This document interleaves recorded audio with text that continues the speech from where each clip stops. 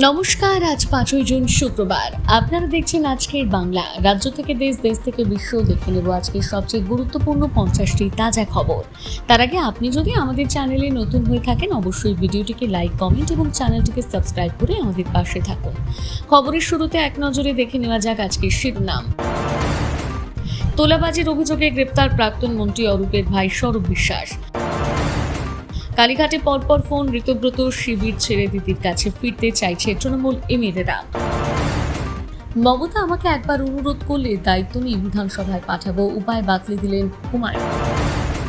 জেলে প্রথম শ্রেণীর বন্দী মর্যাদা চেয়ে আদালতে সুজিত বসু করা আপত্তি ইডির। 20 মিনিটে বহিষ্কার অবৈধ, সংখ্যার জেরে বিরোধী দলনেতা ঋতব্রত। তৃণমূলের চিঠিতে গলদ নিয়ে মুখ খুললেন স্পিকার। সুদিনে না হোক দুর্দিনে দিদির পাশে, দলবদ্ধ বিদ্রোহীদের চটি চাটা বলে ফেসবুকে ছাড়লেন বাবুল সুপ্রিয়। বাংলাদেশের হত্যাকাণ্ড নিয়ে শাহকে নিশানা, মমতার বিরুদ্ধে দেশবিরোধী মন্তব্যের অভিযোগে এফআইআর। স্কুল কলেজ ও পড়ুয়াদের বাসে যাতায়াত করবে ফ্রিতে, বড় ঘোষণা নতুন মুখ্যমন্ত্রীর। টলিপাড়ায় ধুন্ধুমার, পাপিয়া অধিকারীর পরিবর্তিত সংগঠন ঘোষণার পরদিনই রণক্ষেত্র টালিগঞ্জ, চলল ইট বৃষ্টি এবং ডিম ছোড়াছুড়ি। ধেয়ে আসছে বিরাট দুর্যোগ, আজই আবহাওয়ার ম্যাজিক বদল, মুহূর্তেই প্যাচে গরম থেকে মুক্তি। রাজ্যের প্রাক্তন মুখ্যমন্ত্রী মমতা বন্দ্যোপাধ্যায়ের সাম্প্রতিক একটি মন্তব্যকে কেন্দ্র করে নতুন করে বিতর্ক তৈরি হয়েছে। তার বিরুদ্ধে শিলিগুড়ি সাইবার অপরাধ থানায় অভিযোগ হয়েছে। অভিযোগকারীর দাবি, একটি জনসভায় দেওয়া বক্তব্যের মাধ্যমে তিনি এমন কিছু মন্তব্য করেছেন যা জাতীয় নিরাপত্তা, দেশের ভাবমূর্তি এবং প্রশাসনিক সংস্থাগুলোর বিশ্বাসযোগ্যতা নিয়ে প্রশ্ন তুলতে পারে। জানা গিয়েছে, কলকাতা হাইকোর্টের জলপাইগুড়ি সার্কিট বেঞ্চ এক আইনজীবী অভিযোগ দায়ের করেছেন। তার দাবি, মমতা বন্দ্যোপাধ্যায় সম্প্রতি এক জনসভায় নির্বাচন কমিশন, কেন্দ্রীয় বাহিনী এবং কেন্দ্রীয় স্বরাষ্ট্র মন্ত্রকের ভূমিকা নিয়ে মন্তব্য করেন। সেই বক্তব্যে তিনি প্রতিবেশী দেশ বাংলাদেশে ঘটে যাওয়া একটি বহুল আলোচিত হত্যাকাণ্ডের প্রসঙ্গ উত্থাপন করেন। অভিযোগকারীর মতে মন্তব্যের মাধ্যমে এমন ইঙ্গিত দেওয়া হয়েছে যা দেশের ভাবমূর্তিকে ক্ষতিগ্রস্ত করতে পারে।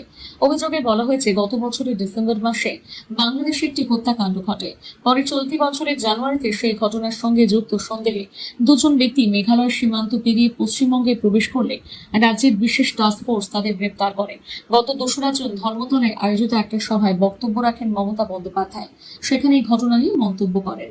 সেই সভায় তিনি সরাসরি কোনো ব্যক্তির নাম না নিলেও এমন কিছু মন্তব্য করেন যা নিয়ে বিতর্ক শুরু হয়েছে। বক্তব্যে তিনি দাবি করেন, একটি গুরুত্বপূর্ণ ঘটনার নেপথ্যে কারা জড়িত সেই বিষয়ে তার কাছে তথ্য রয়েছে। পাশাপাশি তিনি কেন্দ্রীয় স্বরাষ্ট্র মন্ত্রকের ভূমিকাও ইঙ্গিতপূর্ণভাবে উল্লেখ করেন বলে অভিযোগ। আইনজীবীর দাবি, একজন প্রবীণ রাজনৈতিক নেতৃত্বের এমন মন্তব্য সাধারণ মানুষের মধ্যে বিভ্রান্তি সৃষ্টি করতে পারে। একই সঙ্গে দেশের নিরাপত্তা ব্যবস্থা এবং বিভিন্ন সাংবিধানিক প্রতিষ্ঠানের প্রতি মানুষের আস্থাতেও প্রভাব ফেলতে পারে। সেই কারণেই ভারতীয় ন্যায় সংহিতার একাধিক ধারায় উল্লেখ করে তার বিরুদ্ধে এফআইআর নথিভুক্ত করার আবেদন জানানো হয়েছে। অভিযোগকারী আরও দাবি করেছেন, এই ধরনের মন্তব্য দেশের সার্বভৌমত্ব এবং জাতীয় সংহতির পরিপন্থী হতে পারে। তাই বিষয়টি নিরপেক্ষ এবং পূর্ণাঙ্গ তদন্ত হওয়া প্রয়োজন। আদালতের মাধ্যমে সংশ্লিষ্ট কর্তৃপক্ষের কাছে উপযুক্ত আইনি পদক্ষেপের আবেদন জানিয়েছে। অন্যদিকে মমতা বন্দ্যোপাধ্যায়ের বক্তব্যের সমর্থকরা মনে করছেন, তিনি রাজনৈতিক প্রেক্ষাপটে নিজের মতামত ব্যক্ত করেছেন এবং এটি ঘটনার প্রেক্ষিতে প্রশ্ন তুলেছেন মাত্র। তবে এই বিষয়ে তার বা তার দলের তরফে এখনো পর্যন্ত কোনো আনুষ্ঠানিক প্রতিক্রিয়া সামনে আসেনি। ঘটনাকে ঘিরে রাজনৈতিক মহলে আলোচনা শুরু হয়েছে। বিরোধী ও শাসক পক্ষের বিভিন্ন নেতা ইতিমধ্যে বিষয়টি নিয়ে নিজেদের অবস্থান স্পষ্ট করতে শুরু করেছে। ফলে একটি রাজনৈতিক বক্তব্যকে কেন্দ্র করে শুরু হওয়া বিতর্ক আগামী দিনে আইনি ও রাজনৈতিক দুই ক্ষেত্রে গুরুত্বপূর্ণ মোড় নিতে পারে বলে মনে করছে পর্যটকদের একাংশ। রাজ্যে পালা বদলের পর এখন তাসের ঘরের মতন অবস্থা তৃণমূল কংগ্রেসের। দলের সাংসদ থেকে বিধায়ক, প্রাক্তন বিধায়ক, কাউন্সিলররা দলের শীর্ষ নেতৃত্বের বিরুদ্ধে মুখ খুলতে শুরু করেছেন। যতদিন যাচ্ছে দলের অন্তরে বিদ্রোহের চেহারা ক্রমশ বাড়ছে। এবারে সেই তালিকায় নাম লেখালেন তৃণমূলের প্রাক্তন সর্বভারতীয় সাধারণ সম্পাদক মুকুল রায়ের পুত্র শুভ্রাংশু রায়। একসময় বীজপুর বিধানসভা তৃণমূলের বিধায়ক ছিলেন, বর্তমানে কাঁচনাপাড়া পুরসভা তৃণমূলের ভাইস চেয়ারম্যান। রাজ্যে 15 বছর ক্ষমতায় ছিল তৃণমূল। 1 মাস ক্ষমতায় নেই এই দল, আর তাতে এক প্রকার তাসের ঘরের মতন ভেঙে পড়েছে তৃণমূল। রাজ্যে একাধিক পুরসভা থেকে গণ ইস্তফা দিতে দেখা গিয়েছে তৃণমূল কাউন্সিলরদের। বিধায়করা বিদ্রোহ ঘোষণা করতে শুরু করেছেন। এক কথায় বলা যেতে পারে আড়াআড়ি ভাবে তৃণমূল ভাগ হয়ে গিয়েছে। ৮০ জন বিধায়কের মধ্যে ৫৮ জন বিধায়ক বিদ্রোহ ঘোষণা করেছেন। বুধবার ৩রা জুন তৃণমূলের বিদ্রোহী বিধায়করা বিধানসভায় বৈঠক করে ঋতব্রত বন্দ্যোপাধ্যায়কে বিরোধী দলনেতা হিসেবে নির্বাচনের রেজলিউশন গ্রহণ করেন। সেখানে রাজ্যের প্রাক্তন মন্ত্রী আকরুজ্জামানকে বিরোধী সচেতন করার সিদ্ধান্ত নেওয়া হয়। ওই রেজলিউশনে তৃণমূল ৫৮ জন বিধায়ক স্বাক্ষর করেন। দলের এই অবস্থা নিয়ে মুখ খুলেছেন শুভ্রাংশু, মুকুল রায়, শুভেন্দু অধিকারীর মতো নেতা থাকলে তৃণমূলের আজ এই হাল হতো না। দলের এই ভরাডুবির জন্য রাজ্যের একাধিক নেতা আইপ্যাক নিয়ে সরব হয়েছেন। তাদের মধ্যে অন্যতম হলেন সাংসদ কল্যাণ বন্দ্যোপাধ্যায়। তিনি বলেছেন, দলে অবজারভার পদ তুলে দিয়ে আইপ্যাক নিয়ে সে দলের সব গেল। এই আইপ্যাক নিয়ে আসা কার মস্তিষ্ক প্রসূতি ছিল কে জানে। সাংসদ কাকুলি ঘোষ দস্তিদার বলেন, দল পরিচালনায় সর্বনাশ করে গিয়েছে আইপ্যাক। এবার শুভ্রাংশু রায় আইপ্যাক নিয়ে কার্যত বোমা ফাটালেন। শুভ্রাংশুর মতে, বাবা অর্থাৎ মুকুল রায় দলের সর্বভারতীয় সাধারণ সম্পাদক থাকার সময় কখনো আইপ্যাকের মতন সংস্থার প্রয়োজন হয়নি। বাবা নিজাম প্যালেসের দুটি ঘর থেকে রাজ্যের সংগঠন সামলেছেন। আইপ্যাক প্রসঙ্গে শুভ্রাংশু বলেন, একটা চোর জোরচোরদের সংস্থা, কাজ ছিল শুধু লোকের থেকে টাকা তোলা। দলটিকে শেষ করতেই ব্যস্ত ছিল এই সংস্থা। এবার বিধানসভায় তৃণমূলের টিকিট বিলির ক্ষেত্রে টাকার খেলা হয়েছে বলে বিরোধী দলের অনেকেই অভিযোগ করেছে। এবার মুকুল পুত্র সেই একই অভিযোগ সামনে আনলেন। শুভ্রাংশু বলেন, দলের পক্ষ থেকে এবার আমাকে প্রার্থী করা হবে বলে জানানো হয়েছিল, কিন্তু শেষ মুহূর্তে টিকিট দেওয়া হয়নি। তার দাবি, এর পেছনে রয়েছে মোটা টাকার খেলা, আর তাতে একজন সাংসদের ভূমিকা ছিল। আপনি কোন জেলা থেকে আমাদের ভিডিও দেখছেন অবশ্যই কমেন্ট করে জানাবেন। 2026 সালের হাই ভোল্টেজ বিধানসভা নির্বাচনের পর রাজ্যের রাজনৈতিক সমীকরণ যখন প্রতিনিয়ত ভুল বদল করছে, ঠিক তখনই এক নজিরবিহীন চাঞ্চল্যকর প্রস্তাব দিয়ে বাংলার রাজনীতিতে শোরগোল ফেলে দিলেন আম জনতা উন্নয়ন পার্টির প্রধান তথা নওদা বিধানসভার বিধায়ক হুমায়ুন কবির। কঠিন রাজনৈতিক পরিস্থিতির মধ্যে দাঁড়িয়ে তৃণমূল নেত্রী মমতা বন্দ্যোপাধ্যায়ের পাশে থাকার বার্তা দিলে তার প্রস্তাবের পেছনে রয়েছে এক ঝাঁক শর্ত এবং অত্যন্ত তাৎপর্যপূর্ণ রাজনৈতিক হুঁশিয়ারি। বৃহস্পতিবার সংবাদ মাধ্যমের মুখোমুখি হয়ে হুমায়ুন কবির স্পষ্ট ভাষায় দাবি করেন, মমতা বন্দ্যোপাধ্যায় যদি আবারও নন্দীগ্রামের আসন থেকে উপনির্বাচনে দাঁড়ান তবে কোনো অবস্থাতেই তিনি জিততে পারবেন না। কিন্তু নেত্রী যদি বিধানসভায় যেতে চান তবে মুর্শিদাবাদের রেজিনগর আসন থেকে তাকে জিতিয়ে আনার সম্পূর্ণ দায়িত্ব তিনি নিজের কাঁধে নিতে প্রস্তুত। একদা তৃণমূল কংগ্রেসের দাপুটে নেতা এবং বর্তমানে নিজস্ব রাজনৈতিক দলের সুপ্রিমো হুমায়ুন কবির দিন মমতা বন্দ্যোপাধ্যায়ের সর্বভারতীয় ভাবমূর্তির প্রশংসা করেন। তিনি বলেন, উনি শুধু বাংলা নয়, উনি একজন সর্বভারতীয় নেত্রী। তবে প্রশংসার পাশাপাশি মমতা বন্দ্যোপাধ্যায়ের বর্তমান রাজনৈতিক অবস্থা নিয়ে করা বাস্তবটা মনে করিয়ে দিতে ভুলেননি তিনি। হুমায়ুন কবিরের মতে, নন্দীগ্রামের রাজনৈতিক মাটি এখন আর তৃণমূল নেত্রীর পক্ষে অনুকূল নয়, তাই উপনির্বাচনে সেখানে জয় পাওয়া অসম্ভব। ঠিক এই জায়গাতে তিনি এক চমকপ্রদ বিকল্প প্রস্তাব পেশ করেছেন। হুমায়ুন কবির জানান, নেত্রী যদি চান তবে আমি রেজিনগর আসন থেকে ওনাকে বিধানসভায় যাওয়ার ব্যবস্থা করে দিতে পারি। রেজিনগর আসনে নেত্রী যদি দাঁড়ান তাহলে আমি ব্যক্তিগতভাবে উদ্যোগী হয়ে ওনাকে জিতিয়ে আনবো। ঠিক এই জায়গাতে তিনি এক চমকপ্রদ বিকল্প প্রস্তাব পেশ করেছেন। হুমায়ুন কবির জানান, নেত্রী যদি চান তবে আমি রেজিনগর আসন থেকে ওনাকে বিধানসভায় যাওয়ার ব্যবস্থা করে দিতে পারি। রেজিনগর থেকে মমতা বন্দ্যোপাধ্যায়কে জেতানোর জন্য তিনি একটি কঠিন শর্ত বেঁধে দিয়েছেন। হুমায়ুন এদিন স্পষ্ট করে দেন, তৃণমূল নেত্রীকে সরাসরি বা ব্যক্তিগতভাবে তার কাছে এই বিষয়ে আবেদন জানাতে হবে। অর্থাৎ তৃণমূলের শীর্ষ নেতৃত্ব বা স্বয়ং মমতা বন্দ্যোপাধ্যায় যদি হুমায়ুন কবিরের সাহায্য চেয়ে তার দ্বারস্থ হন তবে রেজিনগর আসনটি তিনি নেত্রীর জন্য ছেড়ে দেওয়ার বা তাকে জেতানোর রাজনৈতিক রণকৌশল তৈরি করবেন। রাজ্যের প্রাক্তন মন্ত্রী অরূপ বিশ্বাসের ভাই স্বরূপ বিশ্বাসকে গ্রেপ্তার করেছে নিউ আলিপুর থানার পুলিশ। তোলাবাজির অভিযোগে তাকে গ্রেপ্তার করা হয়েছে। অভিযোগ, টালিগঞ্জের টেকনিশিয়ান স্টুডিও টেকনিশিয়ানদের কাছ থেকে টাকা তুলেছেন তিনি। সূত্রের খবর, টালিগঞ্জের মেকআপ আর্টিস্ট ফেডারেশনের সদস্য এক মহিলা স্বরূপের বিরুদ্ধে অভিযোগ দায়ের করেছিলেন। তিনি বছর দুয়েক কোনো কাজ পাননি বলে অভিযোগ। কাজ চাইতে গেলে তার কাছ থেকে টাকা দাবি করা হয়, এমনকি মহিলাকেও ভয় দেখানো হয়েছিল। সেই অভিযোগের ভিত্তিতে পদক্ষেপ করেছে নিউ আলিপুর থানা। হুমকি দিয়ে বিভিন্ন জনের কাছ থেকে কয়েক লক্ষ টাকার তোলার অভিযোগ স্বরূপের বিরুদ্ধে। টালিগঞ্জের federation of cine technicians and workers of eastern ইন্ডিয়ার সভাপতি ছিলেন স্বরূপ। দীর্ঘদিন ধরে তার বিরুদ্ধে অভিযোগ ছিল একাংশ কলাকুশলী এবং কর্মচারীদের তৃণমূল ক্ষমতায় থাকাকালীন স্বরূপের দাপট ছিল, তবে রাজ্যে ক্ষমতার পালাবদলের পর তা উধাও হয়েছে। সম্প্রতি স্বরূপের ফেডারেশনের অস্তিত্ব মুছে দেওয়া হয়েছে। বুধবার টালিগঞ্জের বিজেপি বিধায়ক পাপিয়া অধিকারী জানান, ফেডারেশনের আর কোনো অস্তিত্ব থাকবে না স্টুডিও পাড়ায়। করায় দিল্লি থেকে তা নিয়ন্ত্রণ করা হবে। দিল্লির ইস্টার্ন ইন্ডিয়া মোশন পিকচার্স কনফেডারেশনের আওতাভুক্ত হবেন টলিউডের সমস্ত কলাকুশলী। দুর্নীতিমুক্ত ইন্ডাস্ট্রি গড়তে এই পদক্ষেপ বলে জানিয়েছেন পাপিয়া। ফেডারেশনের অস্তিত্ব বিলোপের পর এবার গ্রেপ্তার হলেন খোদ অরূপ। কিছুদিন আগে স্বরূপের স্ত্রী জয় বিশ্বাস বিবাহ বিচ্ছেদের ঘোষণা করে। তিনি কলকাতা পুরসভার 81 নম্বর ওয়ার্ডের কাউন্সিলর এবং 10 নম্বর বোর্ডের চেয়ারপারসন। জয় জানান, 2019 সাল থেকে দুই মেয়েকে নিয়ে তিনি আলাদা থাকেন। নানা কারণে আইনি পদক্ষেপ করতে পারেননি। তবে এবার স্বরূপের সঙ্গে আইনি পথে বিবাহ বিচ্ছেদের জন্য পদক্ষেপ করেছেন। স্বরূপ এবং তিনি আইনি পরামর্শ নিয়ে বিবাহ বিচ্ছেদের আবেদন করেছেন, দাবি জুইয়ের। তবে সেই বিষয়ে স্বরূপ নিজে কোনো মন্তব্য করতে চাননি। জুইয়ের কথায় সায়ও দেননি। এ বিষয়ে প্রশ্ন করা হলে তিনি সংক্ষেপে বলেছিলেন, আমি পরিবারের বিষয়ে সংবাদ মাধ্যমকে কিছু বলবো না। যুব শক্তিতে বিশেষ জোর।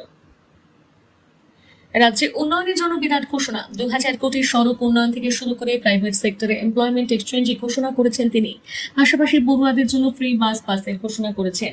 বুধবার কর্ণাটকের নতুন মুখ্যমন্ত্রী হিসেবে শপথ নিয়েছেন ডিকে শিবকুমার। তারপর তিনি বেঙ্গালুরু সহ রাজ্যের উন্নয়নের জন্য 6 পয়েন্টের এজেন্ডা ঘোষণা করেছেন রাজ্যে নতুন যুগ শুরু করতে। তিনি জানিয়েছেন, রাজ্যে কাজের সুযোগ তৈরি করা হবে। যুব সমাজ রাজ্যের উন্নয়নে গুরুত্বপূর্ণ ভূমিকা পালন করবে। পড়ুয়াদের জন্য ফ্রি বাস পাস। প্রথম ক্যাবিনেট বৈঠকে নতুন মুখ্যমন্ত্রী ডিকে শিবকুমার ঘোষণা করেন যে রাজ্যের সমস্ত স্কুল কলেজ পড়ুয়াদের জন্য ফ্রি বাস পাস দেওয়া হবে। আগে রাজ্যের ছাত্রীদের বাসে যাতায়াত ফ্রি ছিল, এবার পড়ুয়াদের বাসে যাতায়াত ফ্রি করে দেওয়ার সিদ্ধান্ত নেওয়া হলো। কারা কারা এই সুবিধা পাবে, কিভাবে পড়ুয়াদের আবেদন করতে হবে সেই বিষয়ে শীঘ্রই বিস্তারিত জানানো হবে। Private sector employment exchange. কর্ণাটকের মুখ্যমন্ত্রী জানান যে রাজ্যে একটি প্রাইভেট সেক্টর এমপ্লয়মেন্ট এক্সচেঞ্জ তৈরি করা হবে, যাতে চাকরি প্রার্থীরা সরাসরি সংস্থাগুলোর সঙ্গে যোগাযোগ করতে পারে। চাকরি প্রার্থীদের এখানে রেজিস্টার করতে হবে। এছাড়া রাজ্যে 56,000 সরকারি শূন্য পদ রয়েছে, তাও পূরণ করা হবে। কন্নড়বাসী প্রাধান্য পাবে। 1 মাসের মধ্যে এই নীতি তৈরি করা হবে বলে জানিয়েছেন তিনি। 10,000 ভারত জোড়ো ইউথ ক্লাব। রাজ্যের যুব শক্তির জন্য 10,000 ভারত জোড়ো ইউথ ক্লাবের তৈরির ঘোষণা করেন ডিকে শিবকুমার। রাজ্য সরকারের জন্য 10 লাখ টাকা করে দেবে প্রতিটি ক্লাবকে। প্রতিটি গ্রাম পঞ্চায়েতে এই ক্লাব তৈরি করা হবে। এই ক্লাবগুলো খেলাধুলো, সাংস্কৃতিক অনুষ্ঠান, বিভিন্ন অ্যাক্টিভিটির উপর জোর দেবে। সিলিকন ভ্যালি বেঙ্গালুরু রাস্তার সংস্কারের জন্য 2000 কোটি টাকা বরাদ্দ ঘোষণা করেছে কর্ণাটক সরকার। এছাড়া বাড়ির মালিকদের অকুপেন্সি সার্টিফিকেট এবং কমপ্লিশন সার্টিফিকেটের জন্য এককালীন ছাড় দেওয়া হবে। সম্পত্তির মালিকানার আইনি নথি তৈরিতে বিশেষ উদ্যোগ নেওয়া হবে। শুধু যাওয়া আসা, শুধু স্রোতে ভাষা। তৃণমূলের অন্তরের পরিস্থিতি বর্ণনা করতে গেলে এমন উক্তির কথাই মনে আসে। বুধবার 58 জন বিধায়ককে নিয়ে বিধানসভায় সাংবাদিক বৈঠক করলেন তৃণমূলের টিকিটে উলুবেড়িয়ায় পূর্ব থেকে জিতে আসা এবং বর্তমানে জোড়াফুল থেকে বহিষ্কৃত ঋতব্রত বন্দ্যোপাধ্যায়। তারাই যে বিধানসভার অঞ্চলে তৃণমূল কংগ্রেস ও প্রধান বিরোধী দলের সোচ্চার, সে কথা বারবার বলেছেন একদা সিপিএম থেকে বহিষ্কৃত ঋতব্রত। বুধবার সন্ধ্যায় এই মহানাটকীয় সাংবাদিক বৈঠক মিটার 24 ঘন্টা কাটেনি। এর মধ্যে কাহিনীতে নয়া মোড়। বৃহস্পতিবার বেলা পড়তেই জানা যাচ্ছে বেশ কয়েকজন বিধায়ক যারা বুধবার ঋতব্রত শিবিরের সঙ্গে ছিলেন সর্বসম্মতভাবে সই করে বিধানসভার অধ্যক্ষের কাছে চিঠি জমা দিয়েছেন। তারাই এবার দিদির কাছে ফিরতে চাইছেন। অভিষেক বন্দ্যোপাধ্যায়ের নেতৃত্বে নয়, মমতা বন্দ্যোপাধ্যায়ের নেতৃত্বে ফিরতে চাইছেন। ঋতব্রত, সন্দীপন সাহাদের সঙ্গে থাকা বিধায়করা অভিষেক বন্দ্যোপাধ্যায়ের নেতৃত্বে মানতে যে নারাজ, তা বেশ কয়েকদিন ধরে ইতিউতি শোনা যাচ্ছে। দলনেত্রী মমতা বন্দ্যোপাধ্যায়ের সঙ্গ ছাড়তে যে একাংশের বিধায়ক নারাজ, তা বৃহস্পতিবার স্পষ্ট করে দিয়েছেন ইটাহারের বিধায়ক মোশাররফ হোসেন। ঋতব্রতর ভাষায় আপাতত 58 জন এবং বাইরে থাকা আরো 2 জন তাদের সঙ্গে ছিলেন বলে দাবি করেন উলুবেড়িয়া পূর্বের বিধায়ক। কিন্তু তৃণমূলের অন্তরে ভাঙনের স্রোতের যে জল, তা স্পষ্ট হয়ে যায় সাক্ষাৎকারে দেওয়ায় মোশাররফের প্রতিক্রিয়াতে। মোশাররফের কথায় যারা ফিরে যেতে চান তারা এই কথাও বলছেন যে মমতাদি নতুন করে দল করুক, অভিষেকের নেতৃত্ব তারা মানবেন না। ইটাহারের বিধায়ক বলছেন, এখনো অনেকে বলছেন দিদির কাছে ফিরে আসবো, দিদির নেতৃত্বে লড়াই হবে। ঋতব্রত শিবির নতুন করে দল গড়তে গেলে অনেকেই সমর্থন করবে না বলে দাবি করেছেন। একই দাবি করেছেন এই পর্যায়ে প্রথম থেকে মমতা বন্দ্যোপাধ্যায়ের পাশে থাকা বেলেঘাটার তৃণমূল বিধায়ক কুণাল ঘোষ।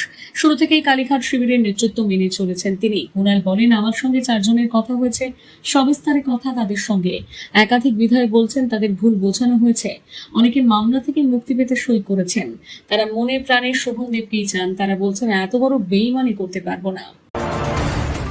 পশ্চিমবঙ্গে ক্ষমতার পালাবদলের পর তৃণমূল কংগ্রেসের একাধিক নেতার বিরুদ্ধে একের পর এক দুর্নীতির অভিযোগ সামনে আসছে।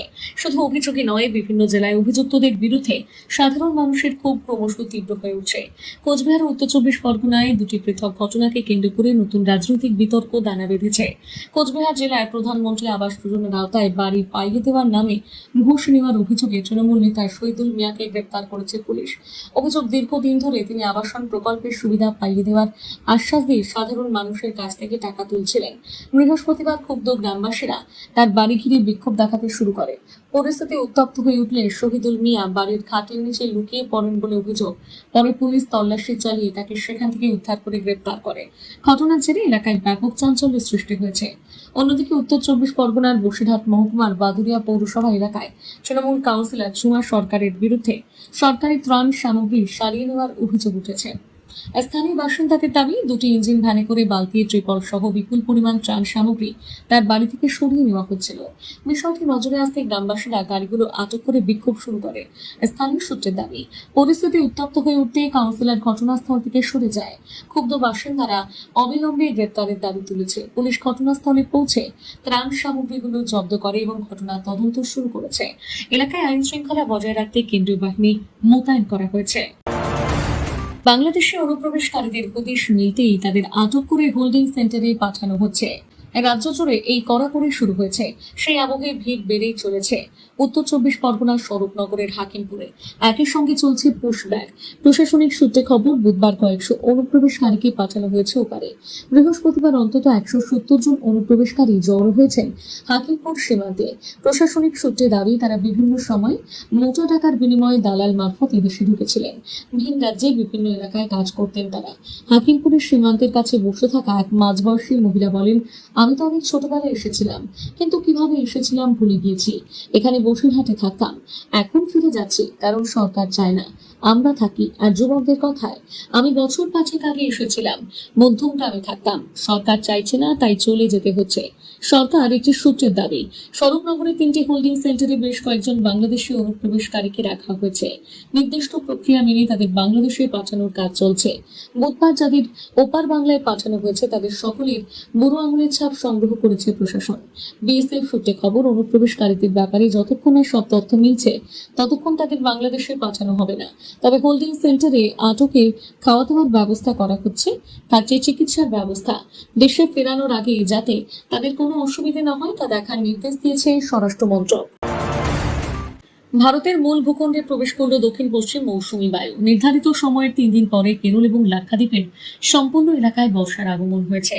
একই সঙ্গে কর্ণাটক এবং তামিলনাড়ুর কিছু অংশে মৌসুমী বায়ুর প্রভাব শুরু হয়েছে। আবহাওয়া দপ্তরের পূর্বাভাস, আগামী 2 থেকে 3 দিনের মধ্যে বর্ষা আরো এগিয়ে গোয়া, মহারাষ্ট্র এবং অন্ধ্রপ্রদেশের কিছু অংশে পৌঁছে যাবে। পাশাপাশি উত্তর পূর্ব ভারতের রাজ্যগুলোতে সময়ের মধ্যে বর্ষা প্রবেশ করতে পারে। তবে বাংলার আবহাওয়ার ছবিটা এখনই এরকম নয়। উত্তরবঙ্গে বৃষ্টির দাপট বাড়ার সম্ভাবনা থাকলেও দক্ষিণবঙ্গে গরম ও অস্বস্তি এখনো পুরোপুরি কাটছে না। ঝড় বৃষ্টির পূর্বাভাস থাকলে তাপমাত্রায় খুব একটা পরিবর্তন হবে না বলেই জানিয়েছে আলিপুর আবহাওয়া দপ্তর।